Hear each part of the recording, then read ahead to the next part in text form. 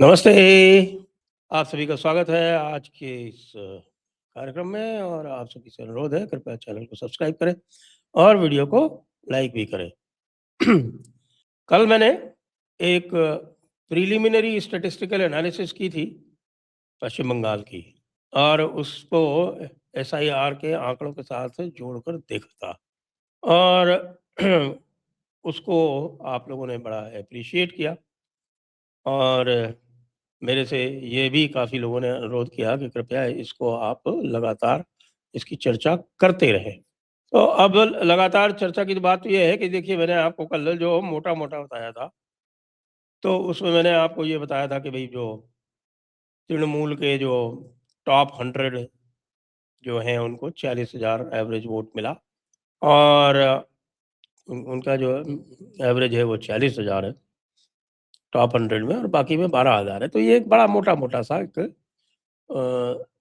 विभाजन किया गया था। लेकिन अब उसको मैंने थोड़ा-सा फर्दर मैंने जो अ, रिफ़ाइन किया है और रिफ़ाइन ऐसे किया है कि जैसा मैंने आपको बताया था कि एसआईआर के बाद जो की फ़िगर जो मेरे संज्ञान में आया है वो 19,000 है।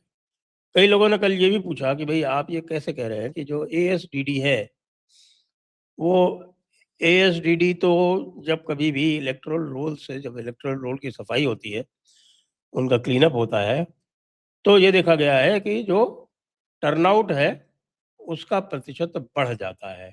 वो इसलिए बढ़ जाता है कि जो लोग एब्सेंट, शिफ्टेड, डेड और डुप्लीकेट वाले होते हैं, वो बगैर मतलब के इलेक्टोरल रोल को हेवी किए रहते हैं और चूँकि वो वोट देने आते नहीं हैं, तो जो वोट प्रतिशत है, वो कम दिखाई देता है। वो हट जाते हैं, तो फिर वोट प्रतिशत बढ़ जाता है। तो ये जो एएसडीडी वाले हैं, कि ये तो वो हैं, जो वैसे भी वोट नहीं देते थे। बस यहीं पर जो सारा विश्लेषण है वो पश्चिम बंगाल के परिप्रेक्ष्य से बिल्कुल अलग हो जाता है क्योंकि पश्चिम बंगाल में एक एक एएसडीडी का वोट डलवाया जाता था और चूंकि एक एक वोट की मैपिंग कर रखी है तृणमूल कांग्रेस ने, ये तो मैं बार बार कहता रहता हूँ कि भाई तृणमूल कांग्रेस का जो संगठनात्मक ढांचा है और जिस तरह से वो एक एक वोटर के ऊपर दृष्टि रखते हैं, वो कमाल का है, पूरे भारत में और कहीं भी नहीं। और फिर वो उनको कंट्रोल करने के लिए उन्होंने क्लब्स भी बना रखे हैं, उन क्लब्स की फंडिंग भी होती है और वो जो क्लब्स जो लोग चलाते हैं, वो अक्सर जो है वो उस क्षेत्र के दादा भी होते हैं और दादा होने के साथ-साथ उस क्षेत्र के एक प्रकार से आप कह सकते हैं कि अ, पब्लिक ग्रीवेंस सिस्टम का एक चेहरा भी होते हैं कि भई किसी को भी कोई समस्या हो तो उनको जाके कह दे, तो वो आगे से उसको सॉल्व करा सकते हैं। तो ये सारी चीज़ें जो है वो पश्चिम बंगाल के सिस्टम में है। तो पश्चिम बंगाल में जो एएसडीडी का जो आकलन है वो बिल्कुल उलट है। आप यदि पश्चिम बंगाल की प्रतिशत देखें, जो उनका मत प्रतिशत आता है, वो लगातार 80% से ऊपर आता है। 80% से ऊपर तब आता है जबकि अर्बन कंस्टिट्यूएंसी कोलकाता जैसी कंस्टिट्यूएंसी जो है, उसमें जो वोटर हैं उनको वोट देने नहीं दिया जाता। मैंने आपको शायद कल बताया था या नहीं बताया था, कि मैं बात कर रहा था किसी राजस्थान के जो क सीनियर बीजेपी के पॉलिटिशियन हैं जिनकी ड्यूटी लगी हुई है पश्चिम बंगाल में, वो कह रहे थे कि भई 50 लाख मतदाता हैं, 50 लाख राजस्थान के और उनमें से 2 लाख भी वोट नहीं डालता है। और ये जो 2 लाख वोट डालता भी है, ये अधिकतर नॉर्थ बंगाल के क्षेत्र में डालता है, बाकी साउथ बंगाल में तो उसको बिल्कुल कतई डालने ही नहीं दिया जाता। लेकिन अब इसको चूँकि मैंने फर्दर रिफाइन किया है, तो जो हमने एएसडीडी का ये आंकड़ा निकाला था कि भई 19,000 का अंतर पड़ गया है पर कॉन्स्टिट्यूएंसी। 19,000 का अंतर पर कॉन्स्टिट्यूएंसी पड़ रहा है तृणमूल कांग्रेस को। तो ये जो उन 19,000 का जो अंतर पड़ रहा है भाई साहब, तो ये जान के आपको बड़ा आश्चर्य होगा कि 19,000 से ज़्यादा मतों से तृणमूल कांग्रेस केवल और केवल 48 कॉन्स्टिट्यूएंसीज में जीती थी। फिर मैं आपसे कहूंगा कि आप अपना जो अनुमान है या जो अपना निष्कर्ष है वो स्वयं निकालें।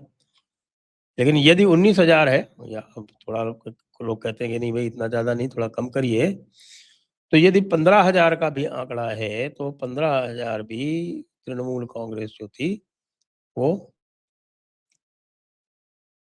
केवल 82 सीटों में जीती थी, 82 सीटों में। और 110 सीटें ऐसी थी जिसमें उसकी जीत का अंतर 10,000 से 15,000 के बीच में था। अब ये जो सीटें हैं 10,000 से 15,000 के बीच वाली, ये ही क्रिटिकल है, तो ये ही क्रूशल हो गई हैं। तो यदि ये 48 वाला लिया जाता है और ये 19,000 वाला आंकड़ा सही हो जाता है, तब तो भाई मामला बहुत ही संगीन हो जाएगा तृणमूल कांग्रेस के लिए। लेकिन ना, जैसा हम कहते हैं ना कि भाई इलेक्शन में 2 + 2 = 4 नहीं होता। इलेक्शन में 2 + 2 = 5 भी हो सकता है, और 2 + 2 = 22 भी हो सकता है, और 2 + 2 = 0 भी हो सकता है। इलेक्शन में अंक गणित मैटर नहीं करती है, इलेक्शन में केमिस्ट्री मैटर करती है। तो अब मैं ये भी करूँगा कि जो पश्चिम बंगाल के जो कुछ ओपिनियन पोल्स हैं, जो बंगाली मीडिया में या वहाँ का जो बंगाली वहाँ का जो बंगाली सोशल मीडिया है उसमें आ रहे हैं, और उन पर कुछ चर्चा अब आज से आरंभ करूँगा और करता रहूँगा, और भी आते रहेंगे। और आज मेरे पास प्रियो बंधु मीडिया का एक आकलन है, जो इन्होंने 20 तारीख के आसपास किया था। तो ये प्रियो बंधु मीडिया ने जो आंकड़े दिए हैं, वो मैं थोड़ा-सा बता देता हूँ डिस्ट्रिक्ट वाइज़। तो 23 डिस्ट्रिक्ट्स हैं।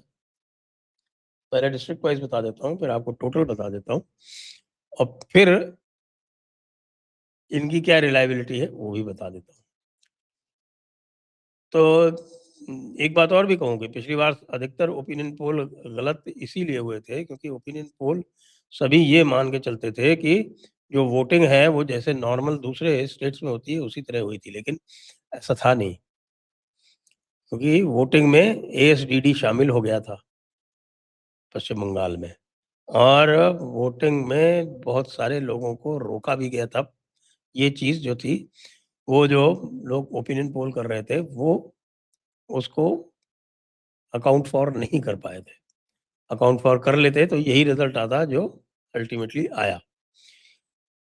अब ये प्रिय बंधु मीडिया क्या कह रहा है? कह रहा है कूच बिहार में 9 सीट्स हैं, बीजेपी 7, टीएमसी 2। अलीपुरद्वार में 5 सीट्स में बीजेपी 5, टीएमसी 0। जलपाईगुड़ी में आपसे ये भी अनुरोध है कि आप लोग चूँकि देख रहे हैं, और पश्चिम बंगाल में जी जो लोग देख रहे हैं या जिनको जानकारी हो, वो ये ज़िलेवार जो भी मैं बता रहा हूँ, ये प्रिय बंधु मीडिया का आंकड़ा है, और इस पे आप अपनी टिप्पणी भी अवश्य करते रहें। जलपाईगुड़ी 7 सीटें हैं, बीजेपी 7, टीएमसी 0। ये तो मुझे भी जँच नहीं रहा है। Darjeeling, Kalimpong total 6, BJP 6, TMC 0। North Dinajpur total 9, BJP 5, TMC 2, INC 2। INC को 2 दे रहे हैं। South Dinajpur total 6, BJP 4, TMC 2। Malda total 12, BJP 6, TMC 1, INC 5। तो ये जो है ये कांग्रेस का रिवाइवल बता रहे हैं। जी हाँ, ये कांग्रेस का रिवाइवल बता रहे हैं मालदा मुर्शिदाबाद क्षेत्र में। मुर्शिदाबाद में total 22, BJP 3, TMC 13, INC 4। Left front plus ISF का जो अलायंस है वो 1, और अदर्स 1, यानी कि हुमायूं कबीर और एआईएमआईएम का अधिक कोई प्रभाव पड़ता दिख नहीं रहा। नौदिया टोटल 17, बीजेपी 14, टीएमसी 3। ये जो क्षेत्र है ये मथुआ बाहुल्य क्षेत्र भी है काफी कुछ इसमें। North 24 Parganas total 33, BJP 17, TMC 15, LF plus ISF 1। South 24 Parganas total 31, BJP 4, TMC 24, LF plus ISF 3. Kolkata total 11, BJP 5, TMC 5 और LF plus ISF 1। भाई साहब बड़ा मुश्किल लग रहा है, पिछली बार 0 थे बीजेपी के। Howrah total 16, BJP 4, TMC 12। Hooghly total 18, BJP 11, TMC 7। East Medinipur total 16, ये शुभेंदु का इलाका है, BJP 14, TMC 2। West Medinipur total 15, BJP 9, TMC 6। Jhargram, ये जंगल महल आ गए हम, total 4, BJP 3, TMC 1। Purulia total 9, BJP 6, TMC 3। Bankura total 12, BJP 11, TMC 1। तो ये 3 डिस्ट्रिक्ट जो हैं ये जंगल महल की हैं और इनके मिला के कुल 25 सीटें यहाँ पर बनती हैं। East Bardhaman total 16, BJP 4, TMC 12। यहाँ पे TMC मजबूत है। West Bardhaman total 9, BJP 6, TMC 3। Birbhum total 11, BJP 6, TMC 5।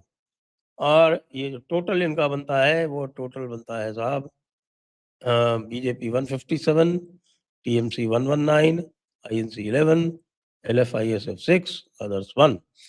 लेकिन अब ये बता दूं आपको कि प्रियबंधु मीडिया ने पिछली बार भी सर्वे किया था, यानी कि 2021 में, और 2021 में जो उनका प्रीलिमिनरी सर्वे था, जिस प्रकार का ये है प्रीलिमिनरी सर्वे, उसमें उन्होंने बीजेपी को 163 सीटें दी थी, आई थी 77 जी, और 93 सीट्स उन्होंने दी थी तृणमूल को, और सीटें आई थी तृणमूल की 213।